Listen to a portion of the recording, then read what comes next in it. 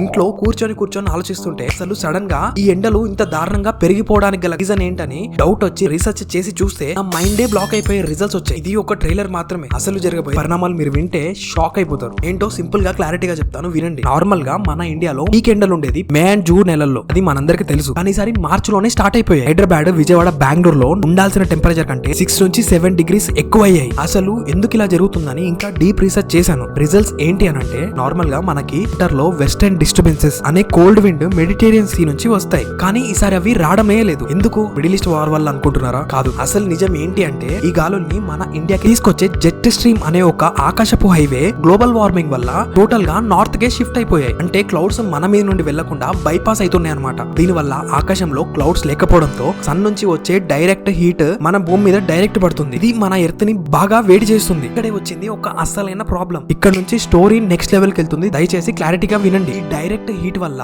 ఒక high pressure dome form అయింది. ఇది ఒక ఇన్విజిబుల్ కప్, అంటే ఒక లిడ్ లాగా, మూత లాగా పనిచేస్తుంది. వేడి గాలి పైకి వెళ్ళాలి అని అనుకుంటే ఈ డోమ్ మళ్ళీ దాన్ని కిందకి తోసి ఆ వేడినే ఇంకా వేడిగా మారుస్తుంది. దీన్నే హీట్ డోమ్ ఎఫెక్ట్ అని అంటారు. అందుకే మన సిటీస్ లో టెంపరేచర్ 45 డిగ్రీస్ కి చేరింది. ఇది ఒక మొదలు మాత్రమే. ఈ ఇయర్ ప్రపంచం ఒక సూపర్ ఎల్ నీనో ఫేజ్ లోకి ఎంటర్ అవుతుంది అని సైంటిస్టులు వార్నింగ్ ఇస్తున్నారు. అంటే లాంగ్ సమ్మర్, డ్రై మాన్సూన్, ఇంకా ఎక్స్ట్రీమ్ వెదర్ తప్పవు. ఏది ఎలాగైనా ఉండనివ్వండి, మీరు మాత్రం హైడ్రేటెడ్ గా ఉండండి. రోజుకి 3 to 4 లీటర్స్ వాటర్ తాగి ఒక కోకోనట్ కూడా ఇంక్లూడ్ చేసుకోండి. అండ్ వెళ్లే ముందు నెక్స్ట్ టాపిక్ దేని మీద చేయాలో ఖచ్చితంగా కామెంట్ చేయండి.